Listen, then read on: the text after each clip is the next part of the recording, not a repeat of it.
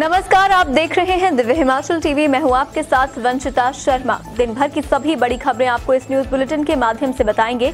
शुरुआत करेंगे main headlines के साथ। बेनतीजा रही एचआरटीसी ड्राइवर यूनियन और प्रबंधन के बीच समझौता वार्ता, आंदोलन होकर रहेगा। कॉलेज प्राध्यापकों के समर्थन में आई एसएफआई, मांगे पूरी करने को चेताया। लोकसभा चुनाव 2024 के लिए भारत जोड़ो यात्रा शुरू करेगी कांग्रेस, टीम तैयार। नेट परीक्षा के लिए आवेदन करने वाले हजारों छात्रों को राहत, 30 तक कर सकेंगे आवेदन। विधायक प्राथमिकता के 3 और प्रोजेक्ट मंजूर, देहरा, घुमारवीं और रोहड़ू में बनेगी सड़कें। शिमला में गहने, नकदी और राइफल चुरा ले गए शातिर, पुलिस छानबीन में जुटी। 10 डिग्री तक गिरा हिमाचल का तापमान, 2 दिन फिर खराब रहेगा मौसम। अब आपके लिए विस्तृत समाचार। HPMC लाई है सस्ते दामों पर शुद्ध उत्पाद सिर्फ आपके लिए, जो कि रोग प्रतिरोध क्षमता को बढ़ाएगा, हर जन को स्वस्थ बनाएगा। स्वस्थ हिमाचल HPMC का उद्देश्य। एचआरटीसी ड्राइवर यूनियन और प्रबंधन के बीच आज बुलाई गई समझौता वार्ता विफल हो गई। प्रबंधन ने यूनियन को छठे वेतन आयोग की सिफारिशें मानने पर तो हामी भरी, लेकिन वर्षों से लंबित भत्ते देने पर फिलहाल इनकार कर दिया। ऐसे में यूनियन और सरकार के बीच कोई सहमति नहीं बन पाई और अंततः यूनियन ने निर्णय लिया है कि 30 मई का आंदोलन होकर रहेगा। एचआरटीसी के तमाम ड्राइवर 29 मई की रात को ही गाड़ियां खड़ी कर देंगे। देखिए ये रिपोर्ट। एचआरटीसी ड्राइवर यूनियन की धमकी के बाद निगम प्रबंधन ने यूनियन के पदाधिकारियों को वार्ता के लिए बुलाया था, लेकिन ड्राइवर यूनियन के साथ निगम प्रबंधन की वार्ता विफल हो गई है। ऐसे में ड्राइवर यूनियन अभी भी अपने फैसले पर अडिग है और 30 मई को प्रदेश में काम छोड़ो आंदोलन का फैसला अभी भी बरकरार है। 30 मई को पूरे प्रदेश में एचआरटीसी की बसें नहीं चलेंगी। इसके कारण प्रदेश के लोगों को परेशानियों का सामना करना पड़ सकता है। ड्राइवर यूनियन और निगम प्रबंधन के बीच हुई बातचीत के दौरान एचआरटीसी के कर्मचारियों को छठा वेतन आयोग देने पर सहमति तो बनी, लेकिन अन्य भत्तों की अदायगी पर सहमति नहीं बन पाई। 36 महीनों से एचआरटीसी ड्राइवर कंडक्टर को नाइट ओवर टाइम नहीं मिल पाया है। ड्राइवर यूनियन मांग कर रही थी कि सरकार व निगम प्रबंधन जल्द से जल्द कर्मचारियों को 36 महीने पुराना नाइट ओवर टाइम प्रदान करे, लेकिन बैठक में नाइट ओवर टाइम को देने पर सहमति नहीं बन पाई।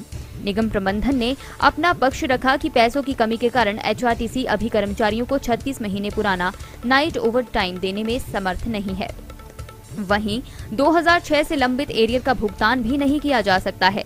ऐसे में चेतावनी दी गई है, अगर 29 मई से पहले उनकी मांगों को नहीं माना जाएगा तो फिर 30 मई को बसें न चलाने का फैसला टाला नहीं जाएगा। एमडी महोदय ने हमें वार्ता के लिए बुलाया था, लेकिन बड़े दुख के साथ मैं बता देना चाहता हूं पूरे हिमाचल पथ परिवहन निगम के कर्मचारियों को भी और इस प्रबंधन को भी, किसमें रहते हमारी मांगे माने, अन्यथा बहुत बड़ी समस्या इनको उत्पन्न होने वाली है। टीएमटी प्लस वाटर टैंक की दीवारें मोटी परत की होने के कारण मजबूत होती हैं, जिसकी वजह से एक्सट्रीम सर्दी या गर्मी में भी वाटर टैंक को कोई नुकसान नहीं पहुंचता।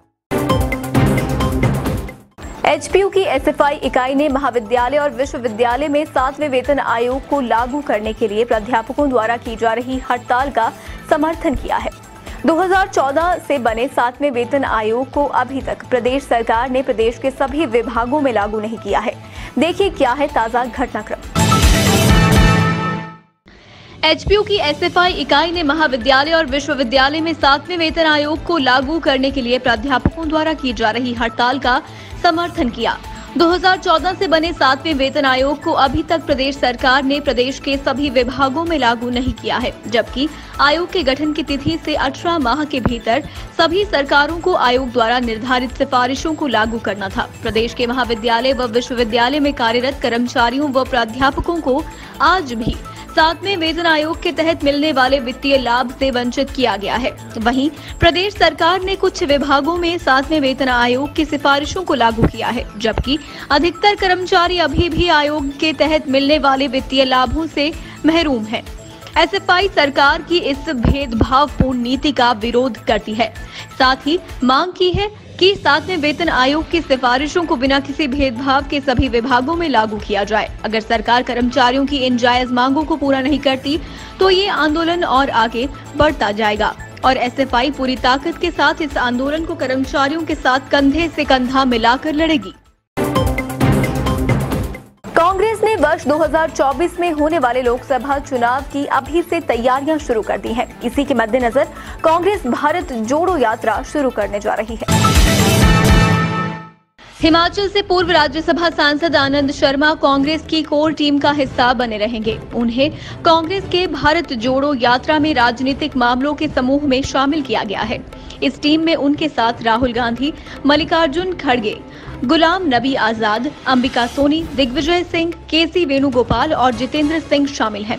उदयपुर नव संकल्प शिविर के बाद कांग्रेस अध्यक्ष सोनिया गांधी ने इस समूह का गठन किया है, जबकि टास्क फोर्स 2024 में पी चिदम्बरम, मुकुल वासनिक, जयराम रमेश, केसी वेणुगोपाल, अजय मानक, प्रियंका गांधी वाड्रा, रणदीप सिंह सुरजेवाला, सुनील कानूगोलू को शामिल किया गया है। केसी वेणुगोपाल ने बताया कि टास्क फोर्स के प्रत्येक सदस्य को संगठन, संचार और मीडिया, आउटरीच, वित्त और चुनाव प्रबंधन से संबंधित विशिष्ट कार्य सौंपे जाएंगे। उनके पास नामित टीमें होंगी जिन्हें बाद में अधिसूचित किया जाएगा। नेशनल टेस्टिंग एजेंसी ने राष्ट्रीय पात्रता परीक्षा के लिए आवेदन की अंतिम तारीख बढ़ाने का फैसला लिया है।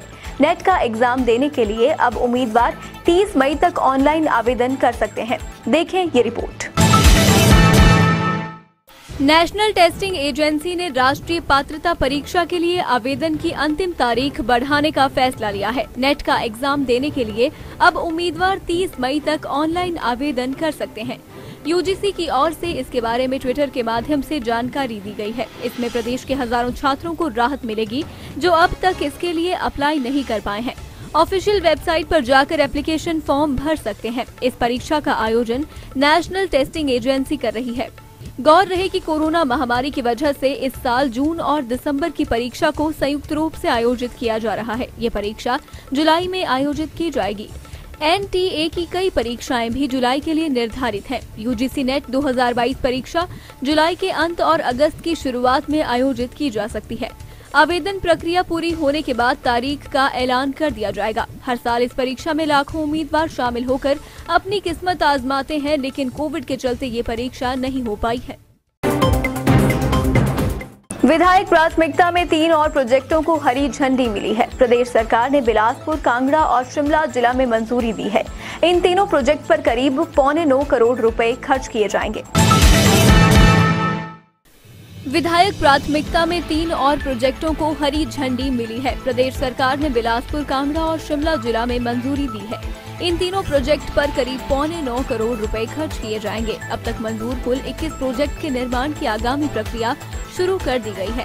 इनमें घुमारवीं विधानसभा में ढींगू से सुकड़ी मार्ग को मंजूरी मिली है। ये मार्ग 1,99,00,000 रुपए की लागत से बनाया जाएगा। मार्ग की लंबाई करीब 2.25 किलोमीटर रहेगी, जबकि दूसरा मार्ग देहरा विधानसभा में मंजूर हुआ है। ये मार्ग नेहरन पुक्खर चौक से बाड़ा तक बनेगा। मार्ग की कुल लंबाई करीब 2.5 किलोमीटर है, जबकि इसके निर्माण पर कुल खर्च 2 करोड़ रुपए आएगा।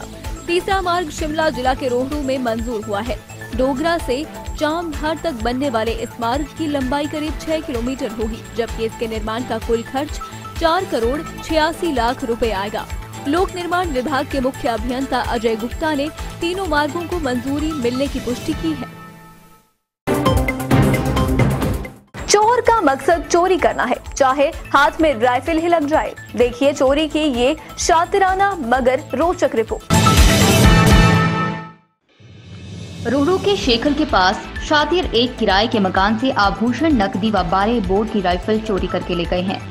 चोरी की वारदात से पीड़ित व्यक्ति को हजारों रुपए का नुकसान हुआ है। चोरी की वारदात से लोगों में दहशत का माहौल बना हुआ है। शातिर बिना किसी डर के लोगों के घरों में घुसकर चोरी की वारदातों को अंजाम दे रहे हैं। जानकारी के अनुसार पुलिस थाना रोहड़ू में दिनेश्वर कुमार निवासी गांव शेखल तहसील रोहड़ू जिला शिमला ने पुलिस को दी शिकायत में बताया कि पटसरी में उसके किराए के कमरे में कोई अज्ञात व्यक्ति 2 सोने की अंगूठी और 10,000 रुपए की नकदी एवं 12 बोर की राइफल चोरी करके ले गया है। उधर डीएसपी रोहड़ू चमन का कहना है पुलिस ने आगामी कार्रवाई शुरू कर दी है। आइए जानते हैं मौसम का हालचाल।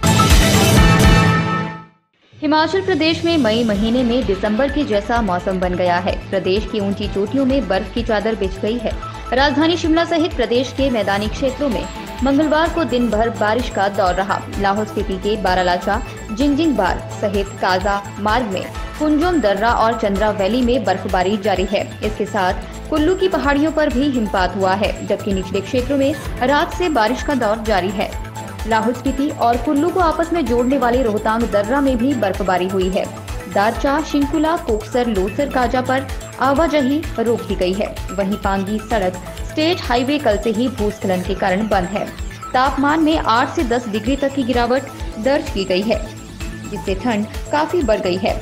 शिमला में न्यूनतम तापमान 9.8 डिग्री, सुंदरनगर में 16.1, भूंतर 13.4, धर्मशाला 13.2, पालमपुर 13, सोलन 13.9, कांगड़ा 16.2, मंडी 16.7, बिलासपुर 21, हमीरपुर 17 और कुफरी 7.8 डिग्री सेल्सियस तापमान रिकॉर्ड किए गए हैं।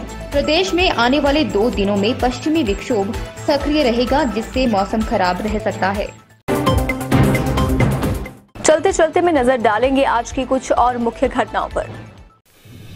नूरपुर में 4 लेन के पहले चरण का काम शुरू। कंडवाल से भेड़घट तक 828 करोड़ से 28 किलोमीटर बनेगी सड़क। चूड़धार में बर्फबारी के बीच फंसे 150 यात्री, खराब मौसम के चलते मंदिर समिति ने रोके भक्त। सुजानपुर में अवैध खनन पर पुलिस की कार्रवाई, मौके पर 3 ट्रैक्टर जब्त, 15,000 जुर्माना। यूनिवर्सिटी में ड्यूटी से गायब कर्मचारियों की अब खैर नहीं, वीसी ने जारी किए फरमान। दर्शकों, आज के न्यूज बुलेटिन में बस इतना ही। देखते रहिए दिव्य हिमाचल टीवी।